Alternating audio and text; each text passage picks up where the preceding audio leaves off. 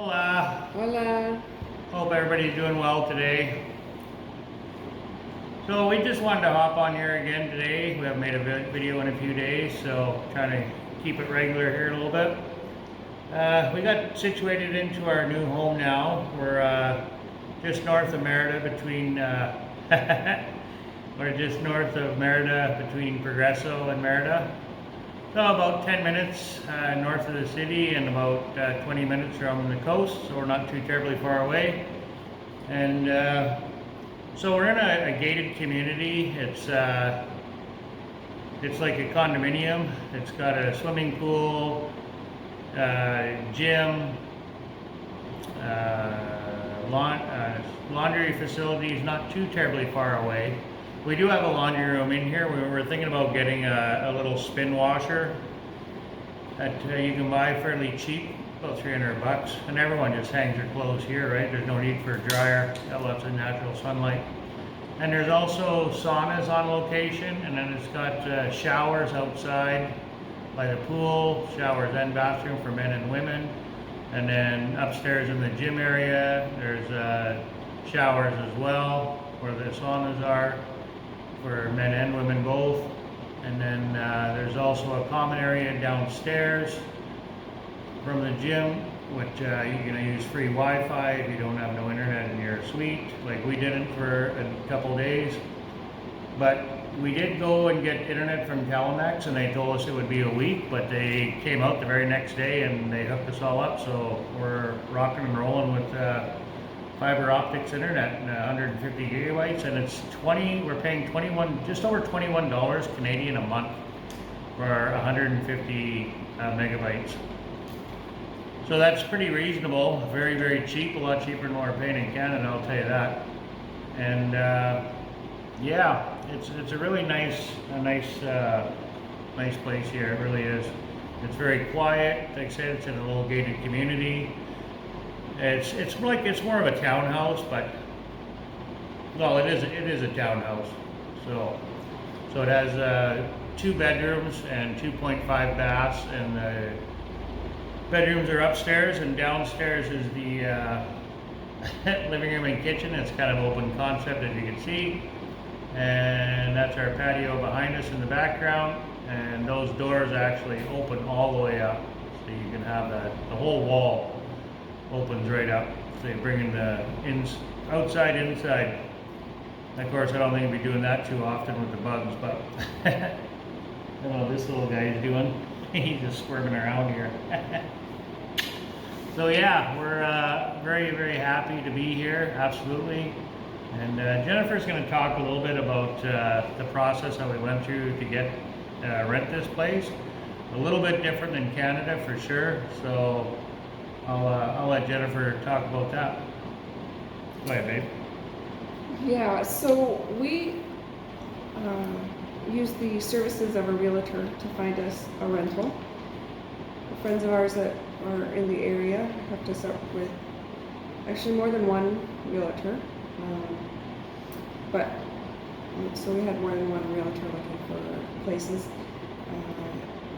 We found it difficult because we were staying outside of Merida, but we're looking in the area of Merida, we found it difficult to make arrangements to see houses, more than one house in a day, say, because we had a realtor and the leaseors have a realtor, so everybody has to, coincide, and sometimes you're organizing with an owner or a broker, so it was really difficult to, get appointments made. But we did manage to see 3 in the Merida area on the same day.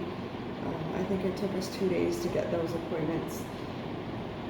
They were all very nice, all within relatively the same price range. They weren't all exactly the same. This one that we rented was somewhere in the middle, but it offered the most amenities that we felt we would really enjoy. But the others were very nice as well. Going out looking, organizing, and getting all that done seemed to take more time than I expected. And then when we decided on this place, we had to pay 1 month's rent to separate, is what they called it. I don't know what their Spanish word for it is, but then that takes this listing off the market. And then the next day, and they speeded this process up with us because we were getting booted out of our Airbnb. But the next day we went to a lawyer here in Mexico. A lawyer has to notarize your lease with the owners. So everybody met at the lawyer's office downtown. Us, the owners, and their realtor, and our realtor, and the lawyer were all there. Thankfully, this lawyer spoke English, so they could. Thankfully, it was a man, because I was in a room with 5 women. Because the owner of the complex here is actually, it's an elderly lady, but her daughters are in charge of it. So the 2 girls were there, plus Jennifer, plus the 2 other realtors, and then me. So when the lawyer walked in the room, and he was a gentleman, Victor, I was very excited to see him. We made a little joke about it. I said, "Thank you, you saved me." Yes, so thankfully he spoke English, so he read through the contract, the lease, for us in English. What you would expect in Canada, except for we had to pay 2 deposits. So 1 deposit is normal in Canada. It was 1 month's rent, but the second deposit you need if you don't have a guarantor. Here they call it an aval, somebody who can vouch for you in case you decide to up and skip out on the lease.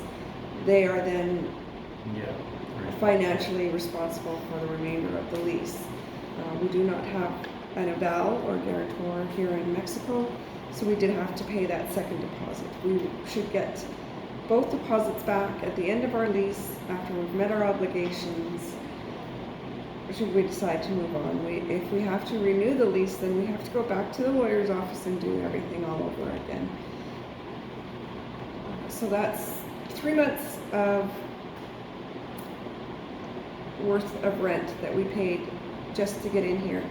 And then we had to pay the lawyer fee too. So that can range from 1 month's rent, half a month's rent, or some random amount that they come up with. We had to pay 1/2 month's rent to this particular lawyer. And I'll just add that our rent for this place here is just under $1,300 a month Canadian, and we also pay for the internet, which I said is pretty cheap, and the power.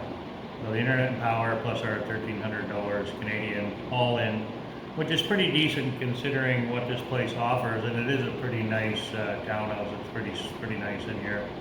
And then, something else that's different is the power remains in the owner's name, but it is our responsibility and is written in the lease that we pay it. Yeah.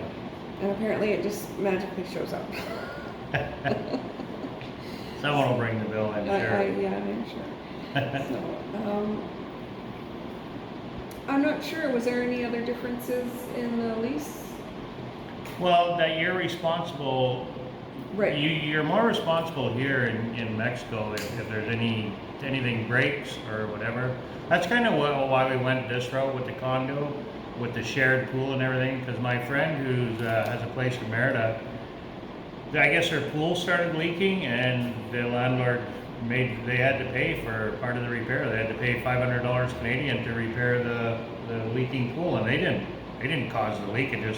That's just wear and tear, right? So, but I think it depends a little bit on the landlord too, because they told us that general wear and tear they wouldn't charge us, but if you break something, you're gonna have to pay for it. But I think if something does break, you're more responsible for it than the landlord is. So a little bit different there, but I think again it depends on what kind of landlord you have. But from what I understand, it sounds like it's an elderly lady that owns this place. So I think and the lawyer said that she was a really nice lady, and they acknowledge wear and tear. So I think we'll be all right here.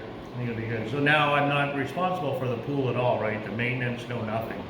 So if anything breaks, it's up to the condo association, right? So, and there is also we're in a gated community, so there's 24/7 guard at the gate. So if nobody comes in and out, they check your driver's license and look at write down your plate number and everything before you can even enter. So yeah, and we went shopping today. We went out to an open market, and we didn't really get what we were looking for. We're kind of holding off on a few things because we were trying to buy some dishes and whatnot, but we really like the traditional Mexican colorful plates and bowls and stuff, and I didn't want to buy that from just a box store, so we're going to go to some more markets. We're going to hold off. We did grab a couple from Chedraui. Yeah. Sorry if that is pronounced incorrectly. Yeah, it's like the Mexican version of Walmart. It's a really nice store in there though. It's nicer than the Walmart. It's bigger, cleaner, and a wider selection of stuff. And I think the prices are pretty comparable, if not better. We really enjoyed it there. So, but it's kind of tough right now with the dog, so we can't leave him alone. So he's not.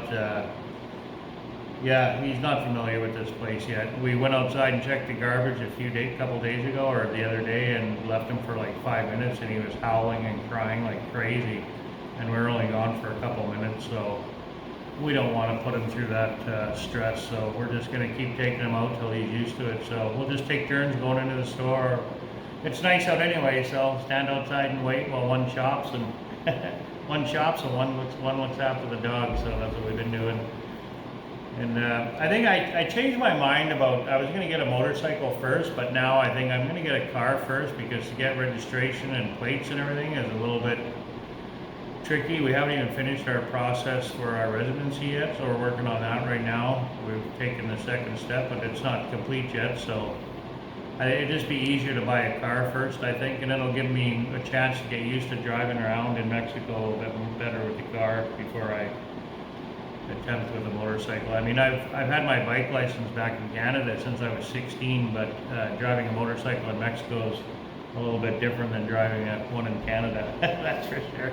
So maybe I'll practice with 4 wheels first before I go to 2. So, yeah, I don't know. What else did we want to say, babe? Dust. Oh, the dust. Yeah, we were gonna. No one's ever commented about it, and I kind of wanted to make a comment about it. There's very little dust here. Very little dust. Everything is so humid, right? So there's no dust. Back home in Canada, I mean, you dust one day, and the second day there's dust everywhere. Here it's not like that. Well, other than the wintertime, there's no dust in Canada. But yeah, there's no dust. Very little anyway. Very, very little. So that's kind of a nice bonus, because Jennifer hates dusting, so. I'm not a fan of it myself either. So anyway, I think that's really about it. That's all we really wanted to talk about, really, I think, for today anyway, is our move here and getting this condominium or townhouse, whatever you want to call it. So be prepared to fork out whatever it is your budget is for rent. Be prepared to fork that out 3 times or 4 times. So if you're going to spend $1,000 on rent, be prepared to fork out $3,000 to $4,000 when you first move into your place, because that's what you're going to need to live here anyway. Which I understand, that totally makes sense. That probably a lot of people do come here, and skip out on their rent, right? So that's why they require that eval. And then for an eval, you have to know someone in Mexico who owns property. So they have to own their property, and then they can vouch for you, right? So anyway, I think that's it. We're going to go and maybe take a dip in the pool here and enjoy our facilities that we're paying for. So we'll be back on probably in a day or 2. I might make a smash up video here in another day or so. I got a few videos I can put together here with pictures and short little clips. Anyway, enjoy your day, guys, and adios. Buenas tardes.